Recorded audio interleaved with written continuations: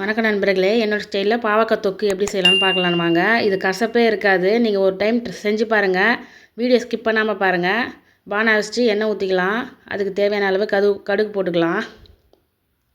கடுகு நல்லா பொரிஞ்சதுக்கப்புறமா வெங்காயம் போட்டுக்கலாம். கருவேப்பிலை கொஞ்சம் ஆட் பண்ணிக்கலாம். போட்டு நல்லா வதக்கி விட்டுருங்க. ஒரு 2 வெங்காயம் சேர்த்துருக்கேன் நான்.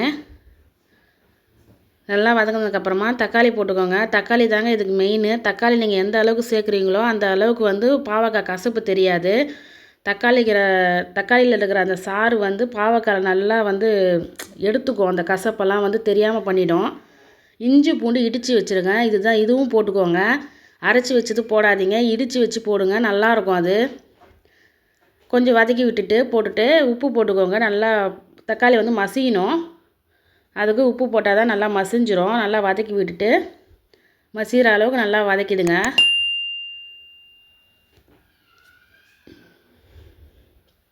இந்த பாருங்க, நல்லா மசிஞ்சிச்சு, எண்ணெய் பிரிஞ்சு வந்திருக்கு. இப்போ பொடியாக நறுக்கி வச்சுருக்கேன்.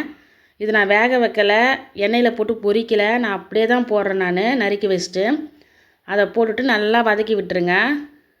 இது தண்ணி ஊற்றாமே வேகும். நான் கொஞ்சமாக தண்ணி சேர்த்துக்கிறேன். நான் கொஞ்சமாக சேர்த்துக்கோங்க. சேர்த்துட்டு மூடி வச்சுருங்க. தக்காளி எந்த அளவுக்கு சேர்க்குறோமோ அந்த அளவுக்கு பாவக்காயில் இருக்கிற கசப்பு போயிடும், தெரியாது. என் பசங்களுக்கு ரொம்ப பிடிக்கும். 5 நிமிஷம் மூடி வச்சோடனே நல்லா வெந்துடுச்சு. இப்போ நான் லாஸ்ட்டாக தான் மிளகாத்தூள் போடுவேன். எந்த ஒரு பொரியல் செஞ்சாலும் போட்டுட்டு நான் வேக விட மாட்டேன். லாஸ்ட்டாக காரத்துக்கு ஏற்ற மாதிரி மிளகாத்தூள் போட்டுக்கோங்க. போட்டு நல்லா அந்த பச்சை ஸ்மெல்லு போகிற அளவுக்கு நல்லா கிளறி விட்டுருங்க.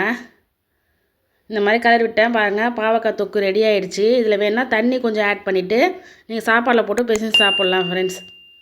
தேங்க்யூ.